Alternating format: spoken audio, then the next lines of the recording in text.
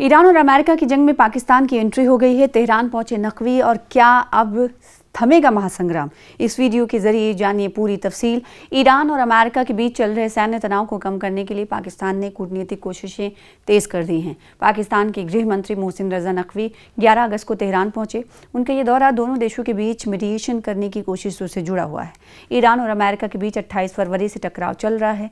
दुनिया भर के देश इस टकराव को खत्म करने की मांग कर रहे हैं, फिर भी दोनों देश एक दूसरे पर हमले कर रहे हैं। ईरान मिडिल ईस्ट में अमेरिकी सैन्य ठिकानों को निशाना बना रहा है, जबकि अमेरिका ईरानी सैन्य ठिकानों पर हमले कर रहा है। इस टकराव का असर पूरी दुनिया पर पड़ रहा है। इसी बीच ईरान और अमेरिका के बीच चल रहे तनाव को कम करने की कोशिशों के बीच पाकिस्तान ने अपनी कूटनीतिक कोशिशें तेज कर दी हैं। पाकिस्तान के गृह मंत्री वज़ीर दाखिला मोहसिन रजा नकवी 11 अगस्त को ईरान की कैपिटल दारुल हुकूमत तेहरान पहुंचे। ईरान की सरकारी समाचार एजेंसी इरना ने एक कूटनीतिक ज़राए के हवाले से बताया कि नकवी ईरानी अधिकारियों के साथ द्विपक्षीय संबंधों और आपसी हित के मुद्दों पर बातचीत करेंगे, लेकिन शुरुआती रिपोर्टें के समय पाकिस्तान या ईरान की ओर से उनकी यात्रा की कोई आधिकारिक पुष्टि नहीं हुई थी। नकवी का ये दौरा ऐसे समय में हो रहा है जब पाकिस्तान, कतर और कुछ अन्य खाड़ी देशों की मदद से अमेरिका और ईरान के बीच मीडिएशन करने की कोशिश कर रहा है। इससे पहले ईरान की गृह मंत्री इस्कंदर मोमिनी ने भी अपने पाकिस्तानी समकक्ष के साथ यानी अपने हममनसब के साथ बातचीत करने के लिए इस्लामाबाद का दौरा किया था। दोनों देशों के बीच इस बातचीत का मकसद मिडिल ईस्ट में बढ़ते मिलिट्री टकराव को कम करना और कूटनीतिक समाधान की संभावनाओं का पता लगाना है। उधर हॉर्मुज़ पर बातचीत नहीं बन रही, क्योंकि अमेरिका और ईरान के बीच जो चल रहा है तनाव, उसमें हॉर्मुज़ एक बहुत अहम मुद्दा बना हुआ है। 28 फरवरी को इजराइल और अमेरिका के हमलों के बाद ईरान ने समुद्री रास्ते के इस अहम हिस्से को असल में बंद कर दिया था। इस टकराव से पहले दुनिया के समुद्री रास्ते से होने वाली तेल सप्लाई का लगभग 5वां हिस्सा इसी रास्ते से गुजरता है। हॉर्मुज़ में जारी इस गतिरोध का असर ग्लोबल एनर्जी मार्केट पर पड़ रहा है। ईरान का कहना है कि अमेरिका को कुछ हरकतें बंद करनी होगी, जिनमें उसके बंदरगाहों की नाकेबंदी भी शामिल है। तभी तेहरान हॉर्मुज़ को फिर से खोलने पर विचार करेगा। और दूसरी तरफ ना सिर्फ ये ईरान की तरफ से ऐसी नाकाबंदी की गई है, और बल्कि अमेरिका ने भी यूएस नेवी को लगा रखा है, तैनात कर रखा है। ऐसे में जो जहाज़ जो है, जो शिप्स हैं, जो कारोबारी शिप हैं, वो अगर निकल भी आते हैं इक्का दुक्का करके स्ट्रेट ऑफ हॉर्मुज़ से, तो वो आगे यूएस की नेवी का शिकार बनते हैं या फिर उनके हमले का शिकार बनते हैं।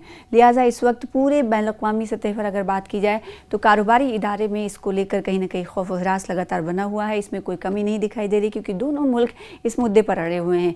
तो तीसरी तरफ अमेरिका का कहना है कि हॉर्मुज़ को खोल दे ईरान, इसलिए हम बातचीत करेंगे। और बातचीत के हवाले से कई शर्तें ईरान ने रख दी है।